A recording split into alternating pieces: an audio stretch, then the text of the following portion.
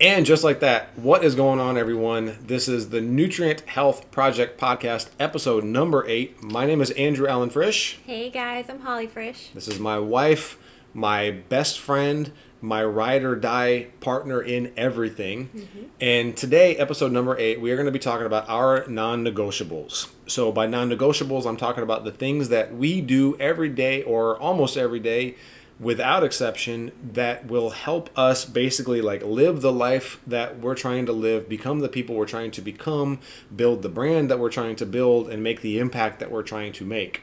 We did a little paper, rock, scissors before. Not really. I just let her go first. But so we're going to basically take turns on the non-negotiable. Some of these things are probably things that we both do, but I just wanted to kind of list off the different things that we do, like again, on an almost daily basis, if not daily basis, and what the benefits to them are and how we do them, and just give you some details just for some thoughts that maybe you want to employ some of these. So take it away, Miss Holly Danielle.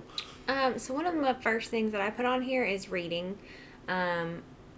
This is something that he has greatly helped me grow into.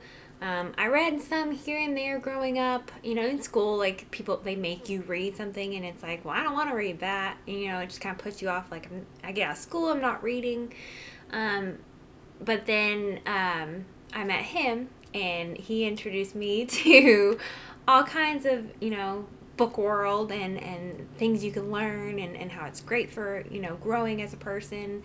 And I love to read both fiction and nonfiction. I think before I met him, if I read, I would only read fiction. He opened up my world to nonfiction and what that would bring. But also, like, growing up, I was not allowed to read Harry Potter. And so... because people were like, what? Like, so she was raised, if you don't know, she was raised very strict Southern Baptist. Your mom basically didn't want you reading Harry Potter because it had to do with like magic and warlocks and things like that. And if your mom is listening to this, like, I did not introduce her to, like, I wasn't trying to like subvert anything. Like, she found Harry Potter by herself and she found the fascination of it. I still haven't even read Harry Potter. Like, she's read all of the books at least 2 times through. Twice, like all the way through. And when I told her a couple, maybe like 3 or 4 months ago now, that I got the Kindle version of the very first Harry Potter, is that the Sorcerer's Stone? Yeah.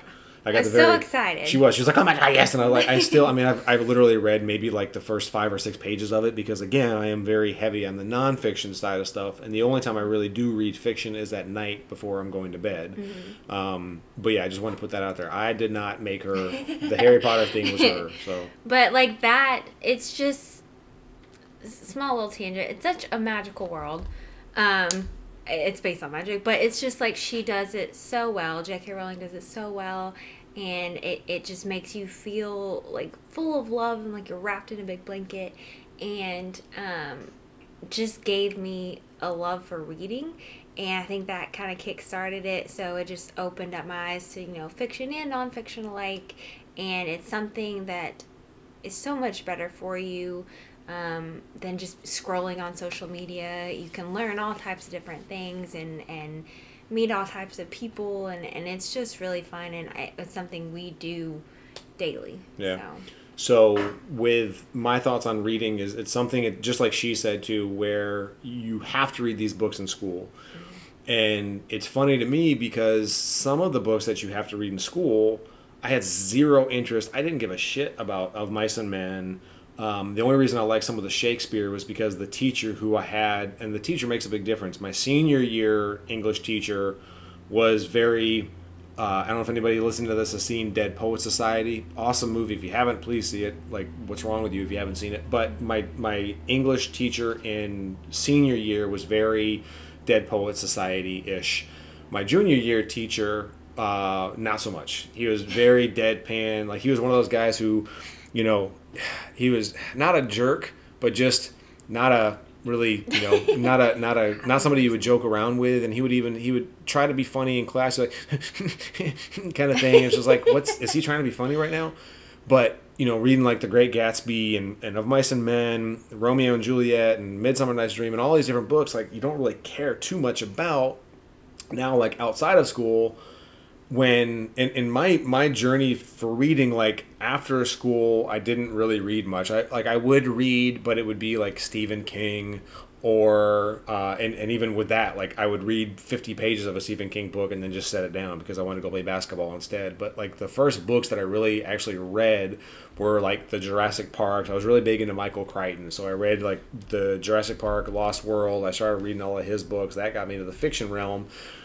And then somewhere through my 30s, I wanted to be a better version of myself, right? I always had that calling to be better, but I didn't really understand how and why and where. So coming across people in the entrepreneurial space, and they would talk about all of these like different self-development books and things like that. So I would start buying the books, which, hey, I got the book, at least I bought it. But then I wouldn't read it. And I remember having this bookshelf, which is just to my side, which you can't see on camera. There's ones back there, and there's more over there, which I think as of today we have like 330 books, I think is the total, which, I mean, again, pales in comparison. We want a library. We want like a legit library. Like in the dream home, three things that we want: a bigger podcast studio instead of using the living room. Full-fledged badass gym with like all of the bits and pieces, and then like a big massive library where you can just go and read and chill. And a design studio. And a design studio. Yeah. But so along the way, I would buy those books, but then just not read them. Or again, I would read 20 or 30 pages of it and then put it down. And I realized if I just pick one book and start reading it, and I think the first book that I read that really got me going on all of this was an ebook called The War of Art. Not The Art of War, but The War of Art by Stephen Pressfield. And that talks about kind of like, you know, basically the thing I took away from that book was whatever the thing is that you're avoiding, that you know a voice inside of you is telling you you need to do that thing, the thing that you're avoiding and saying like, oh, I should probably do the laundry instead, or I should go run that errand instead. The thing that you're running away from is like the one thing that's going to move you forward in life. And that was the whole thing, especially as a creative. That's where he was coming from with it. And at that time I was really getting into writing. I wrote articles for the newspapers and from like some of the local magazines and stuff. So kind of getting into that thought of being creative and making content first kind of started happening with that. And then I just started actually reading more and more nonfiction books, and just it's one of those where I've even gotten on her sometimes about like, you know, put the fiction down and read some nonfiction. But more recently, we've both read a really good book called The Almanac of Naval Ravikant. And I mean, it's one of those books where like you literally like highlight everything in the book, because it's like overall life advice, like on getting like financially set, but also like happiness and all of this different stuff. And Naval in there had really good advice on reading, basically just saying like, read what you love until you love to read. And that's the thing with her.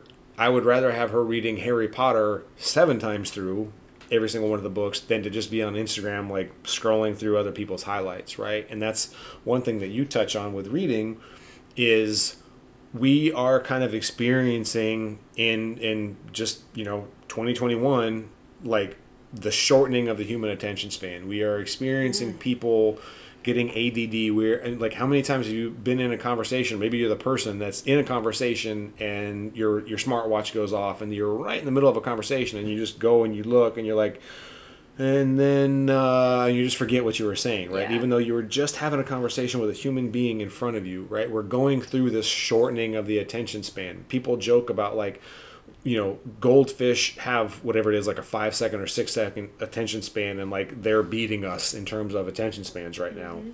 So I think reading a book, the act of sitting your ass down and reading 150, 250, a 400, 500 page book, right? You're not going to knock it out all in one sitting, obviously, but like taking the time to sit down and read it all the way through, you're developing a skill to like stick with something. You're developing your linguistic ability, right? I'll read a book and start using words and I'll be like, where the hell did that come from? Like, I didn't have that in my lexicon before. So, but yes, I mean, that's a big thing with reading. And it's even, you can escape with a television show or a movie, but you can escape with a book too. And that's where like going off into a different world. Yeah. And so I like to have one fiction book, one nonfiction book. So I'm learning to better myself. I'm learning new ways from someone else and pushing myself, but also having this place where you can go off to and relax and be in this magical world, I feel like having one of each is a good balance. Yep. So. Yeah, and I will typically have maybe one or two fiction books, because when I'm reading at night, like you'll read a physical book in bed. I love physical books. Yeah, and I mean I love physical books and ebooks and audiobooks. I definitely read way more than I listen to them though. But so when we're going to bed, like we don't have. Well, we do have a typical light, but we don't use it. We have like these colored string lights, like LED lights in the bedroom. And for me, it's like almost too dark. I could turn it to a lighter color, but I prefer reading the ebook. Like I legit have a little setup where I put my phone in this little bendable tripod and I put it on my chest, so I'm just sitting there reading, and I just have to like it's optimized for being lazy, because I can just sit there and read and swipe, and half the time like I fall asleep and the phone like falls and hits me in the face or hits her in the face. But I will usually have one or two fiction books that I'm reading. And then, I mean, there's a pile of books just off camera here where there's like 1, 2, 3, 4, 5, 6, 7, 8, 9 different books that I might focus on one primarily, but I'm always kind of touching different topics. And I mean, I prefer doing that because let's say I'm reading a book about finance, a book on investing, a book on social media, a book on philosophy, and a book on, I don't know, growing a business or something.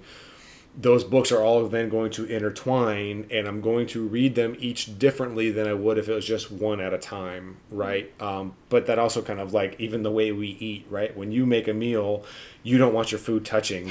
It's like it's all got to be compartmentalized. Separated out. And I'm like, I just throw it all in a bowl and literally shake all it up. in a bowl. Yeah. So yeah. But the reading, I think, is just a really important skill to have that. Unfortunately, like not many people do, and it's that whole thing of like not all readers are leaders, but I think all leaders are readers. And it's just it's something. It says something to you to be able to sit down and sit with a book. And again, like I said, read what you love until you love to read. So if you don't want to read nonfiction, don't read nonfiction. Hell, I started with Crichton, right, like Jurassic Park and stuff. Read Harry Potter 8 times through if you want to, whatever it is, but just highly recommend reading. And from what I did read, I know it's going to be a good book, but I'm sure like people are listening to this like, he hasn't read Potter, but it's sadly becoming a lost art, and I think more and more people should be reading, and they're not. So that's one thing I really wanted to point out. So my turn. Your turn. So I have notes here off camera, so bear with me. So so I'll do a twofer, because I don't know if you have as many.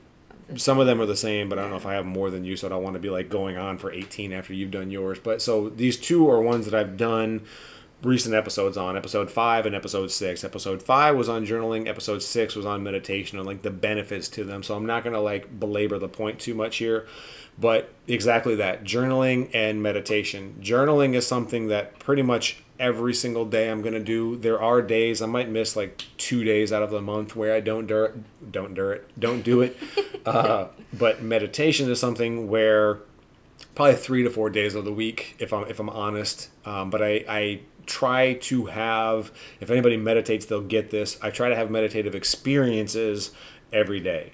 So meditation doesn't have to be you sitting silently with your eyes closed, with incense burning in the background, going, oh, it doesn't have to be that, right? Like actually some of the best meditative experiences are with eyes wide open, just experiencing. So, but yeah, journaling and meditation, again, I won't belabor the point too much, but why I do them, it's basically both for clarity of thought and cultivating calm. And those are the titles of episode 5 and episode 6, but it's like, we have so much mental chatter going on where thoughts are just constantly popping up. And this is something that you don't really journal at all right now, right? Well, I was just thinking, like, it's something that I know is good. I know I need to do. I've thought about, like, just recently, I feel like we talked about this week about, like, me wanting to journal just, like, my everyday, and then also, like, journal about the books that I read. Oh, yeah. Because you can get a lot more out of a book, have notes and everything. Yep. But for whatever reason, every time I try and start journaling, whether it's I get too busy or I don't take the time, I'm too tired, I start out good and I fall off. And like I know how much it has helped him this year. So it's something I definitely want to do, but no, I don't do it every day right now. Well, and that nails a good point as far as like falling off. It's like that's any habit, right? Almost anything that you start doing. And that's, again, like all of these non-negotiables, everything that we're talking about today, journaling, meditating, even working out, reading, all of the shit that we're going to talk about today, they've been things that like either at one point neither one of us did at all, or it was just kind of like hit or miss when we were doing it. So with the journaling, it's something that, again, I talk about that in episode 5, where I tried to do it and I would come back to it and I would stop doing it. Same thing with meditation. Try and do it for a little bit, come back to it. But like you just said, the difference that it's made for me, for both of those that have made for me, journaling and meditation and mental calm, because she and I are very, what's the word I'm looking for? We're very different, right? I won't try to come up with a big word for it, but like we're very different in that when we wake up first thing in the morning, I wake up at 100 miles an hour and I'm like, let's go. It's 3 o'clock in the morning. Let's go, mama. And she's like, just give me a few minutes. Yeah. Like she needs a little bit of time. I'm like, lights on. Okay. You ready? And she's like, okay. Like just so, but then going to bed, like she's like, good night, sweetheart. Sleep well. Out. And I'm just like, okay, well, I'm going to try and fall asleep. So, we're very different in that. And the journaling and the meditation has allowed me to, again, kind of cultivate that calm and silence that chatter, because my brain, I think everybody's brain to some degree, and I talk about this again, episode 6, like its thoughts are popping out, right? I think some people, it's kind of like, I don't know. I can't, obviously all I have is my experience. All I have is my subjective experience of thoughts. But I think for some people it's kind of like, maybe a lock and load, BB gun where it's like thought and thought and thought. And for me, it's like Gatling gun. It's like there's a million things firing off. And, sometimes that's a good thing. Sometimes that's a good thing. Sometimes that's a bad thing, because like I'll definitely trail off. And that's one of the benefits of having her now on the podcast with me, is that she can help pull me back on course. How many different times were you and I like on a walk and I'd be like, I would literally, tangents, and I would literally have to say like, I'm doing it right now, right? But I would say, plant a flag in that and remind me. He could always get back to where he is coming from. Yeah, but I would say, I'd be talking about whatever, nutrition or neurochemistry or whatever the fucking thing was. And I would say, plant a flag in that, because I want to come back to it, but I'm going to go off here. Yeah. And I would go just like you were going hiking on a trail. It's like, all right, put something here so we don't get lost in the woods of my brain. But that's what the journaling and meditation have definitely helped me do, is to have some level of clarity and some level of calm.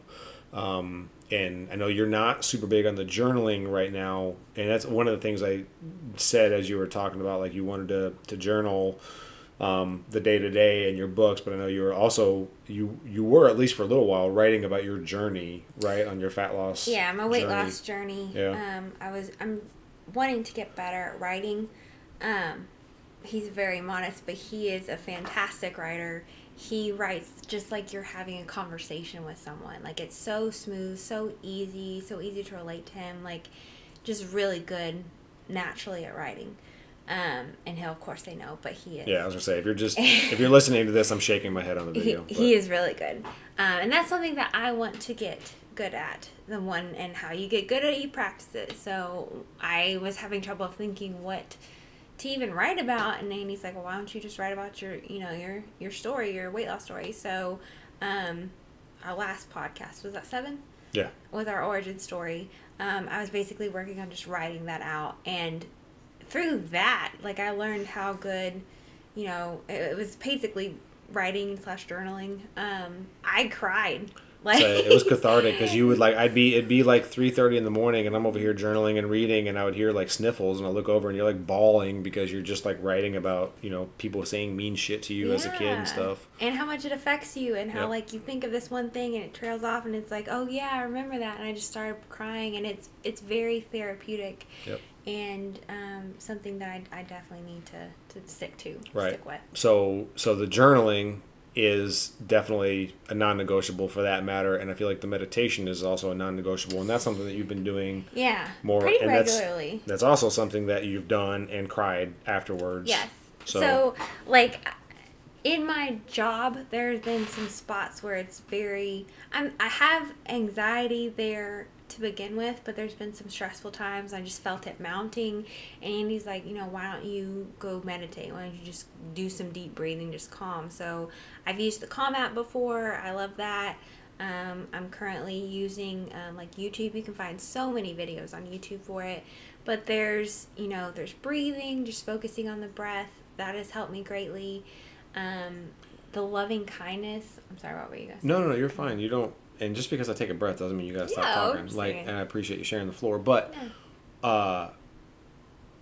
one of the things, and this is why I've mentioned meditation, because like how many times we'd be walking after work or on a weekend, and you were about to have to go back to work or something like that, and like you to some degree do what a lot of people do, and that's catastrophize. Yeah. And what I mean by that is like you think of like what's the worst thing that's going to happen, and you don't even think that you're doing it. It's just like you think naturally the worst thing that could possibly happen is what's going to happen, and it's just like, well, surely like I didn't do this, so that's going to happen, and then this is going to happen, and I would be like, whoa, calm the fuck down. Like none of that's going to happen. Like, do you understand what you're doing right now? Yeah.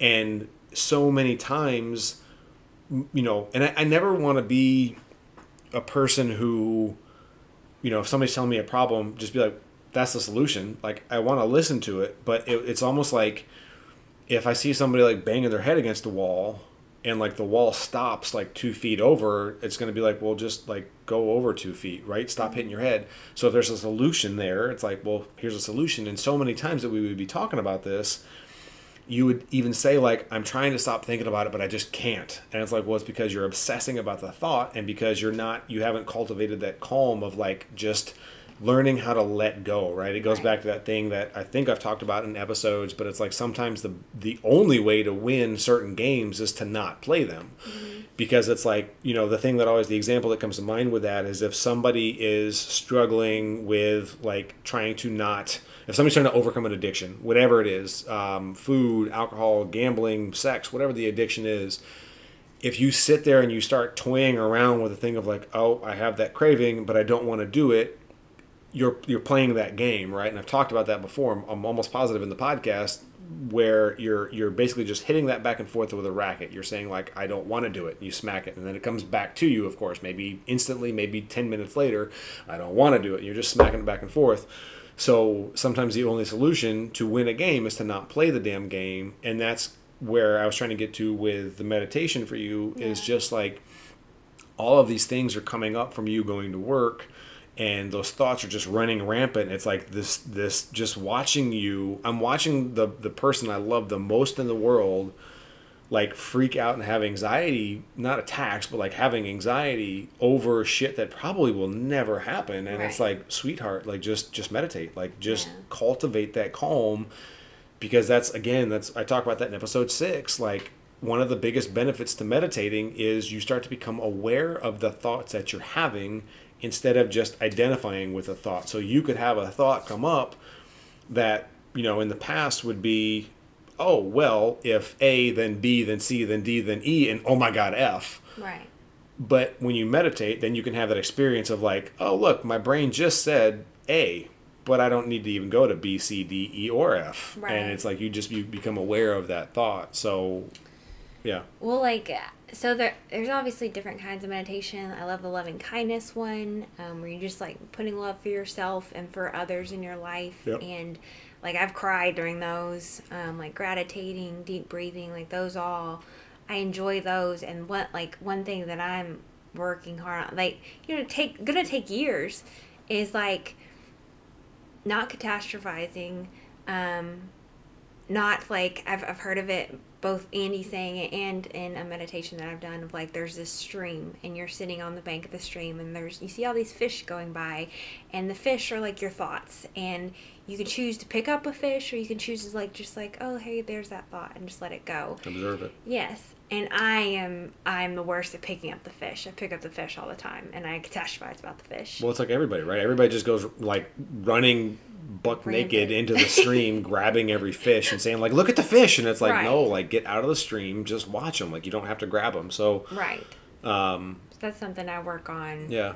It's going to take years, but that's going to make the biggest difference in my life.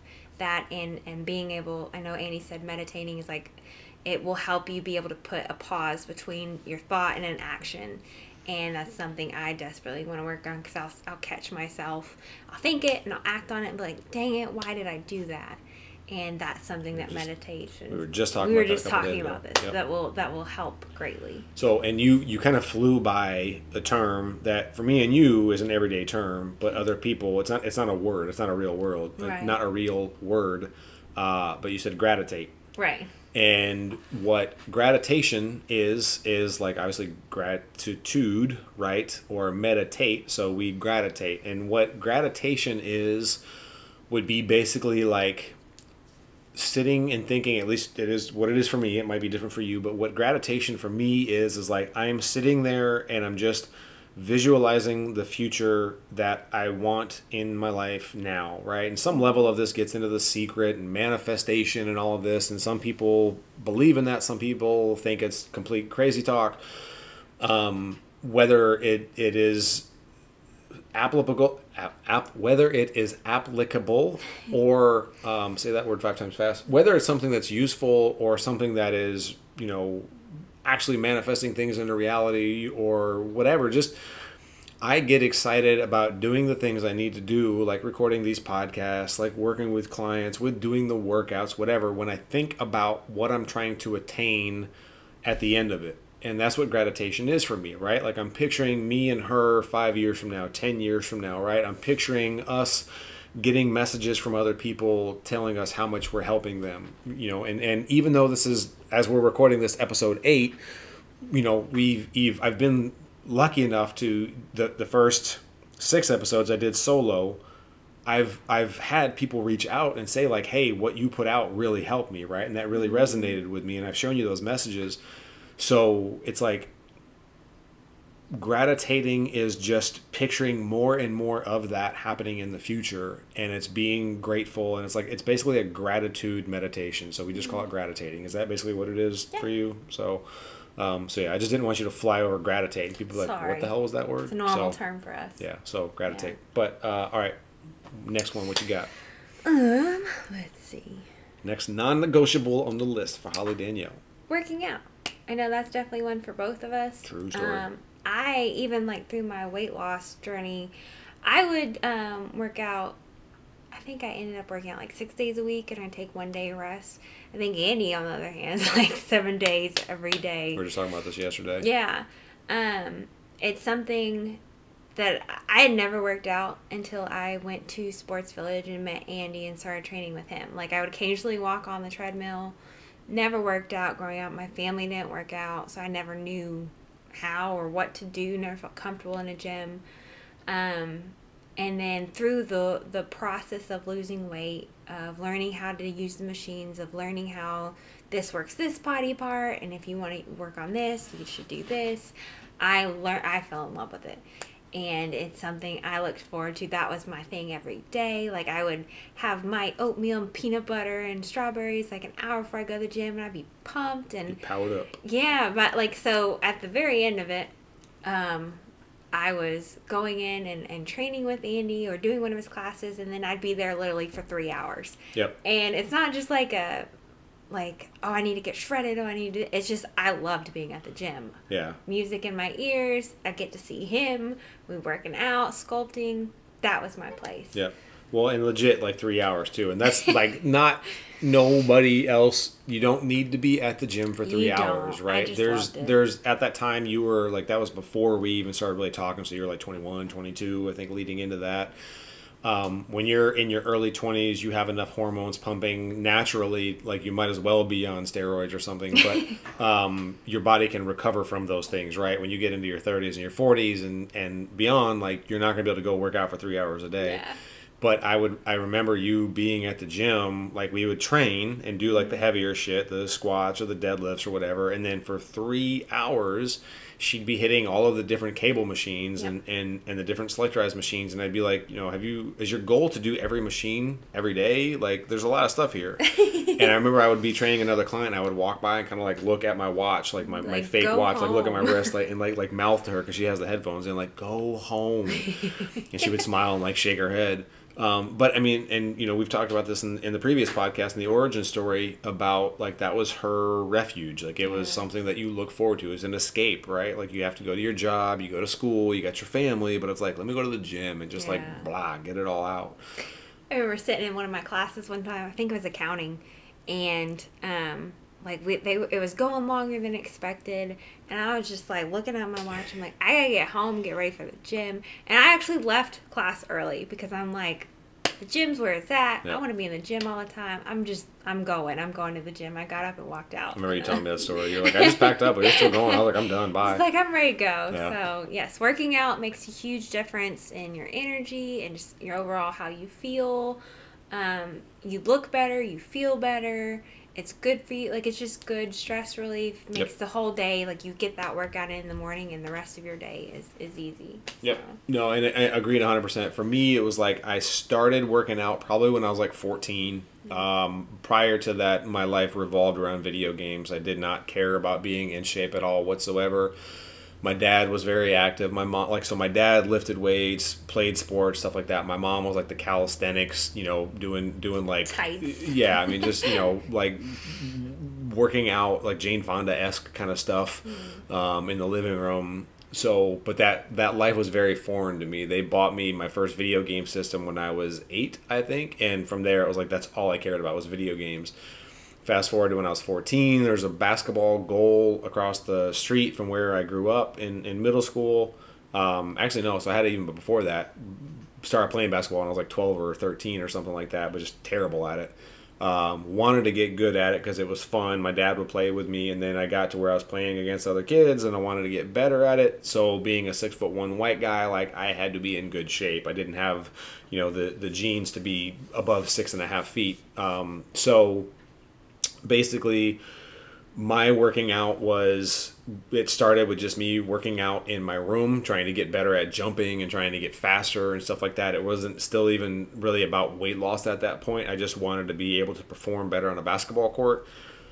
Then getting into college, I started lifting weights some, seeing my body like dramatically change. Like now I've got muscles and I'm jumping and I can actually dunk at 6'1" and all of this different stuff. And then I definitely, probably from like 19 up until maybe 42, worked out like 7 days a week. If I did take a day off, like I was sick. I mean, I would every single day do something, and even on an off day, we were talking about this yesterday because yesterday was going to be an off day, right? So it's Sunday as we record this, and normally Sunday is kind of like an off day. We might walk at most or go hiking or something, but we swapped the days. So yesterday, Saturday, was a day off, and we were going to say, okay, we're going to take the day off from training, but let's fast. And like, you know, of course you got to do something. It can't just be a simple day for us. But so on Saturdays I do a boot camp class with like, you know, a bunch of some teachers, but like just clients, former clients that show up. And I was there at the school. I had brought like a pump to fill up like the stability balls for the school, because there was like 5 or 6 stability balls they have in there, and like 4 or 5 of them were flat. So I was like, let me fill these up just as a good deed. And I was like, I mean, even just pumping them up, right? Like my foot is going like pop, pop, pop, pop, pop. Like I'm having to pump them up. And she's like, you just can't resist like doing something. I was like, I gotta go. Well, it turned in from it's gonna be an off day to, well, we're gonna walk some, get some sweat in. Well, I'm just gonna do some arms and some shoulder. And I'm like, you cannot stop yourself. Yeah. So and I did. I mean, while boot camp was going, like I've got like a 25-pound dumbbell, just doing light like shoulder work or bicep curls or something. Just gotta get a pump, you know. But yeah, it's for me. It's working out has served multiple purposes. Like I said in the beginning, it was just being better at basketball, and then it got to a point of like weight loss. And again, like I think once I got to like 19, and it was really about losing weight and looking good. it's always since then been some regard of like making your body a work of art, right? Maybe not in the term of like I'm going to do a bodybuilding competition, but like, oh, I would like to make my triceps bigger, Right. or I would like to have stronger legs, or whatever, my shoulder is all jacked up, let me make my shoulder healthy, or whatever it is. So it's always been some level of that, like sculpting the body, like you said. But it's now more than anything, I'm 43. I'm not worried about maxing out on squats or deadlifts or bench or any of that stuff. Like I want to be able to be self-sufficient. I want to be able to like move and enjoy a quality of life at 43, at 53, at 83, at 93. Like I'm going to work out until, for whatever reason, I literally can't do it anymore. Mm-hmm. And that means you have to be intelligent about your training. So I can't, again, I'm not going to load a bunch of weight on the bar and just crush it every single day. Some days I'm going to do body weight lunge holds, or some days I'm going to go hiking with a weight vest on, or, whatever it is. It's always going to be something different. But like variety is a huge thing for me. And that's in terms of what I'm doing, but also in terms of intensity with all of it.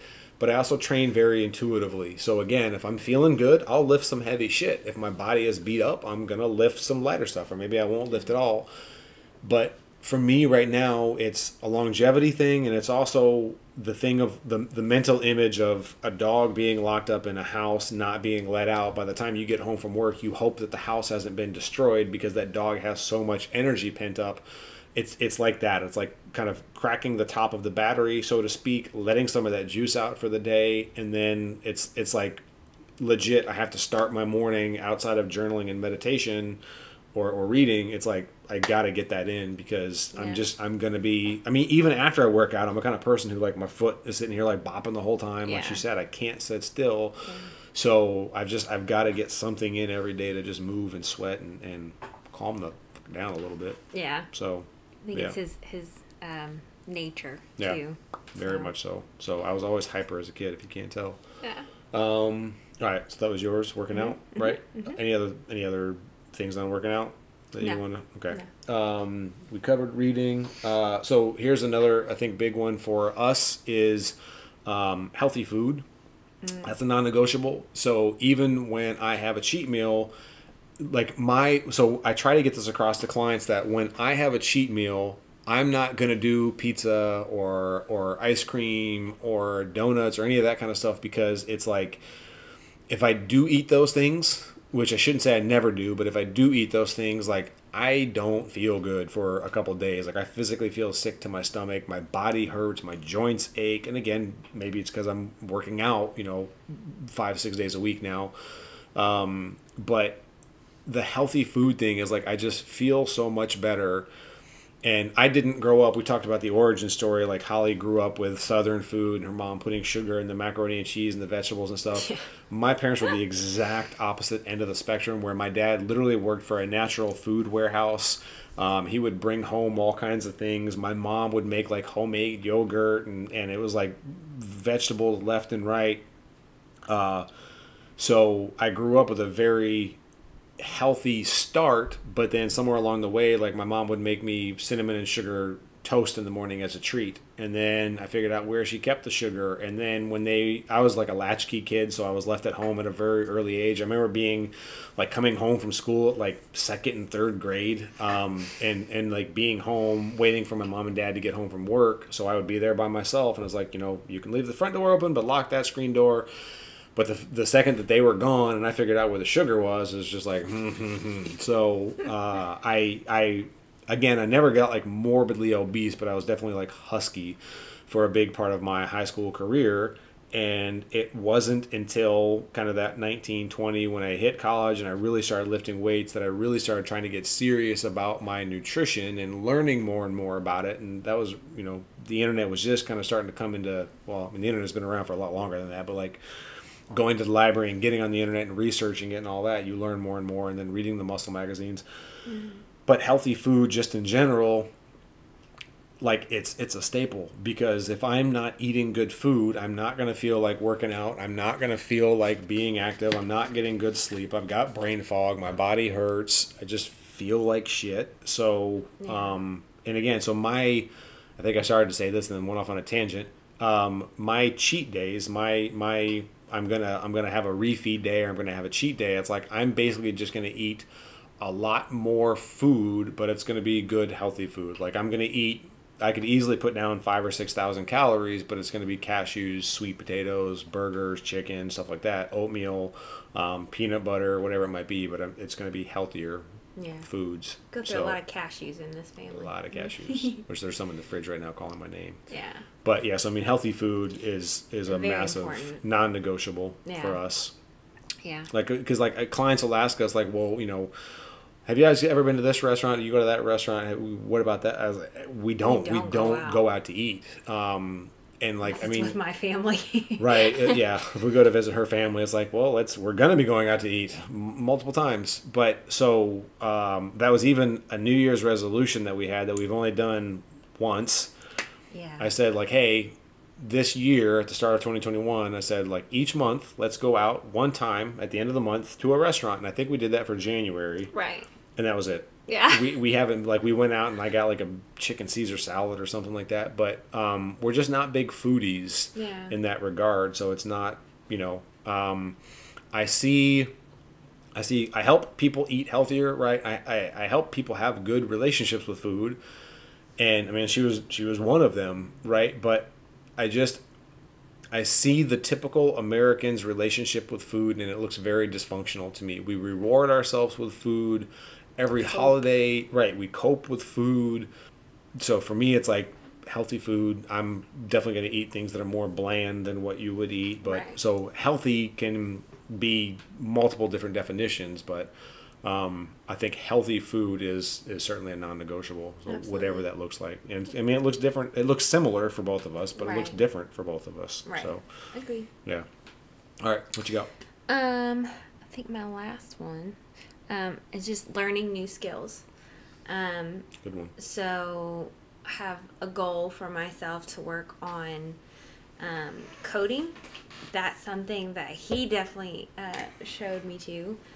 Introduced to me, and so right now I'm working on Python, learning Python through Codecademy, which is a really good website. You do pay like a yearly subscription for it, but there's so much listed on there, and the way they break down the lessons is really good. This is not sponsored, but it's just a really good website. Codecademy, if you want to sponsor us, let us know. Yeah. Holla at your boy. But I've been working on that. It's definitely not easy, but it is something that I want to work towards. The other thing I'm working on, or just recently going to start working on, is graphic design. I grew up definitely more on the artsy side of things. I loved music. I loved colors. I loved drawing. It's something where, like, my mom or, friends or Andy always told me, like, oh, you're so good at it. And it just kind of seems like something natural. Like, She's insanely talented with art. Nah. But she doesn't see it. And that's the thing, too, is like, if you have something that if other people are telling you you're good at something and you don't think it's that big of a deal and they're just blowing it out of proportion, that's a gift and you need to pursue it, whatever the hell that thing is. And that's what it is with her, with art and colors and all that. Like, I'm horribly colorblind. My handwriting looks god awful, right? And like, but her, I mean, she's just, in terms of graphically, visually designing things, it blows my. She's made me multiple birthday cards and anniversary cards that are just like, you made this? Like, the fuck? Like, just, insanely talented. Thank you. But it's something I enjoy, something I love, something that just brings me peace. And so I've seen many different people do things through graphic design, and just recently got a MacBook, and going over the lessons on there, and like, I know it's going to take me a little bit to get used to like the Illustrator, all the different tools and everything, but it's something that I'm working on learning that, and something that I can't wait to see what I'm able to create through that. And then, like I mentioned, I don't know if it's this podcast or our origin story, but writing. Like, I want to get better at writing. Andy's naturally good at writing. Yes, he is. But that's something I want to work on. Anyways, the point is new skills. are very important, because if you're not learning new things, you're staying the same. And, new skills, new things, putting yourself out of your comfort zone, that's going to help you grow in a lot of aspects of life. So. Yep. Yeah. Well, and that touches on a couple of things, and I wasn't trying to like wave you to because you kind of said like, well, point is new skills. I know. I was gonna say with the writing, like that's something I literally just told people about it, and then you say it about me, and like whatever. Like it to me, writing, like I don't think I'm any good at it. I mean, hell, English was like my least favorite class. I fucking hated English class in high school. At least when it came to like the grammar and the composition and the writing and everything. And still to this day, I mentioned in the origin story that I wrote for the local newspapers and like some of the magazines and stuff like that. I don't think it was as bad as I think it is, but I don't feel comfortable or competent when it comes to like overusing punctuation, right? I can spell pretty well, but there's a lot of things that I'm not a classically trained writer, right? It's something that I just kind of picked up, and the only thing I think that I am good with it is like one of my editors told me like I've already found my voice. That's something that people can struggle for like years when it comes to writing, trying to find their voice and find where they're coming from. And for me, it is like you said, I'm just having a conversation. I'm just writing. I'm just explaining it to somebody, whatever I'm writing. So yeah, I was making that hand gesture to be like literally, that's something that I've always just kind of like, no, I'm not that good, because you don't want to take credit, right? You don't want to be like, I am a good writer or I'm a good artist, but it's one of those where I feel like I have a small knack for it, and it's something that I want to be better at. I'll feel comfortable saying that. Very good at it. But so yes, but learning a new skill, whether it's using Codecademy, like she was talking about, and learning how to do computer programming, or if it's learning a new instrument, or using an app like Duolingo and studying a different language, or even this for her, right? Getting in front of the camera and getting on the microphone. This is, she's not done this, whereas I've been doing this in some way, shape, and form for like 10 years now. And it's important to work on developing new skills for a number of things. From a philosophical standpoint, it's like, well, if you're not moving forward, you're stagnant and you're dying.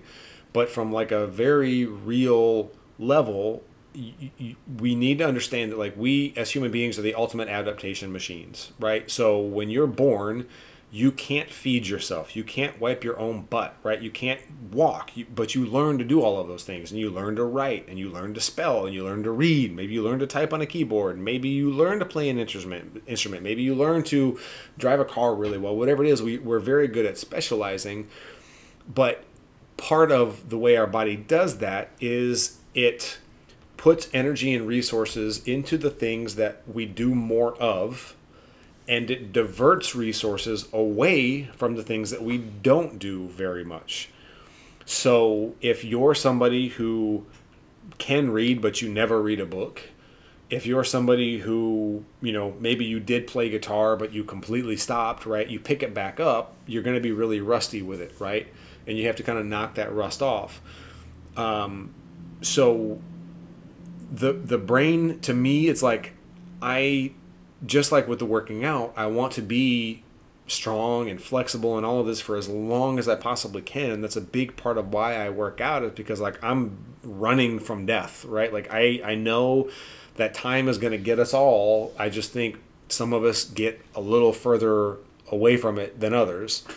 It's the same thing with any mental faculties that we have. And if you're not pushing yourself, if all you're doing is like on social media, watching TV, binging Netflix shows, but you're not doing something to like create, you're not writing, or you're not like reading, or you're not computer programming, or, whatever XYZ things that I'm not even thinking about on the spot, like you have to learn those new skills to keep your brain fluid, just like you have to do, again, if you do the same workout every single day, like it's better than not doing any workout, but your body is going to get like, you're going to have repetitive movement patterns that start to hurt your joints because it's the same effing thing all the time.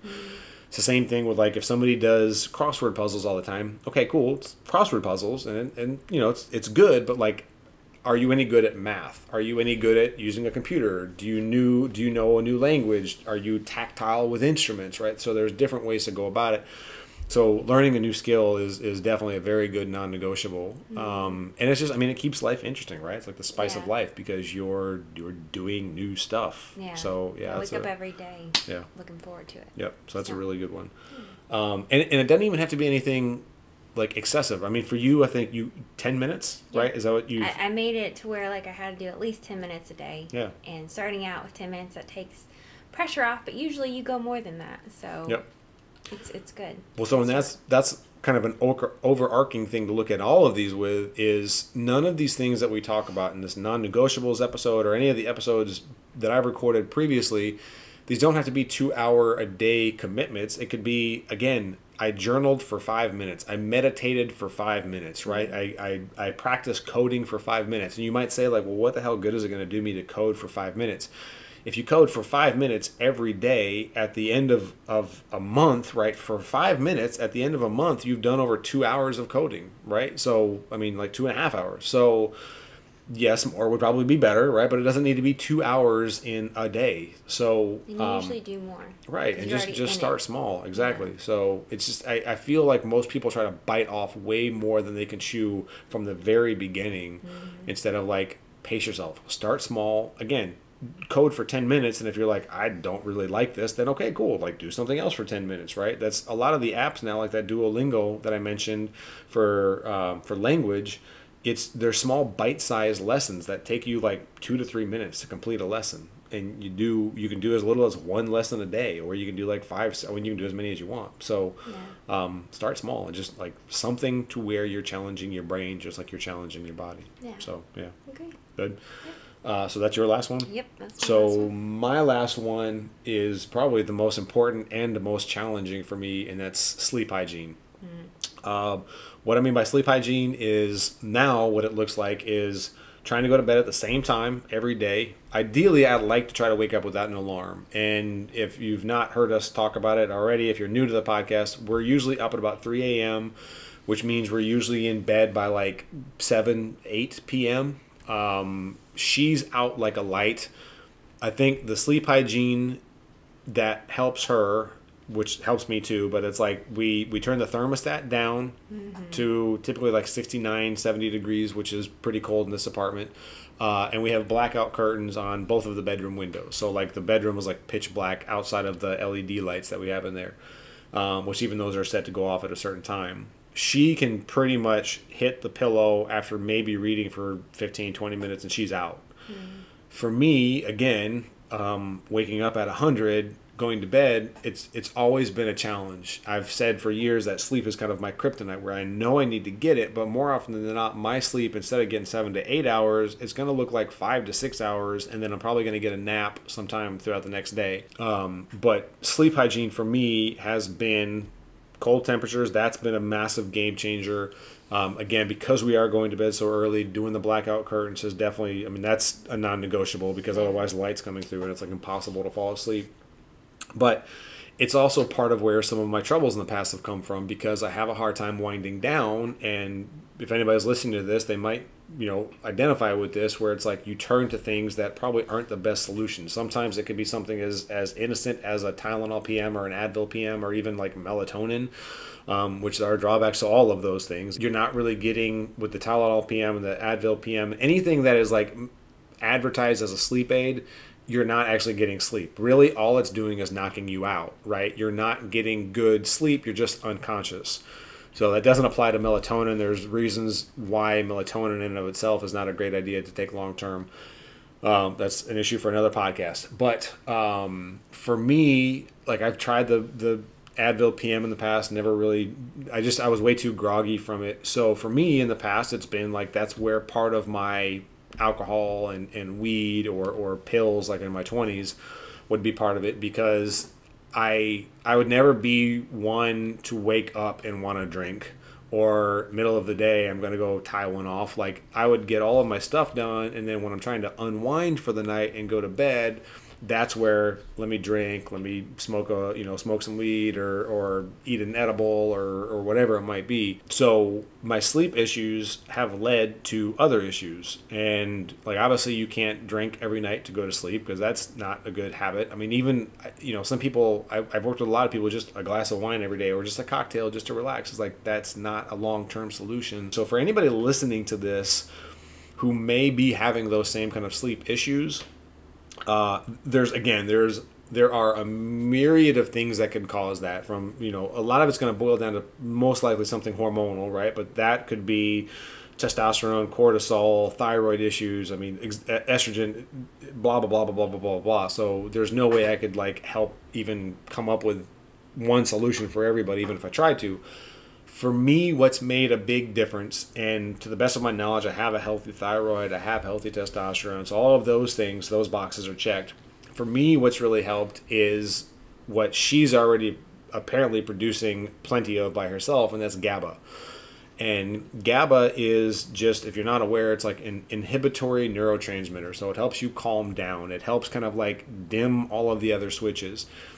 So if someone has a very GABA dominant personality, they're going to be somewhat introverted, somewhat quieter, right? Like she'll always defer to me on different things. Like earlier today, we were in the kitchen and we have a Culligan water thing. I don't know if you can see it. You can kind of see it maybe right there in the background. But it's like one of those 5-gallon Culligan water things, and she was going for it, and I was 5 feet further away from it, and she sees me going for it. She's like, "Oh, I'm sorry, go ahead." And I'm like, "Sweetheart, you live here too. It's okay. Get the water." Like, what the hell? So because of that GABA, she's just naturally very quiet, right? Reserved with pretty much everybody else in the world except for me. Which, yeah, that's a subject for another day. As she does these, when she's killing these, I love how good she's doing on these videos. But once you guys really see the true Holly, she's amazing. But so for me, the GABA is not a natural thing. Again, I have a hard time winding down. I have a hard time calming down at night. Even if I start feeling tired at 3 or 4 p.m., come 6, 7 p.m., I'm going to be wanting to research something on the internet or read a book, or I'm just fidgety.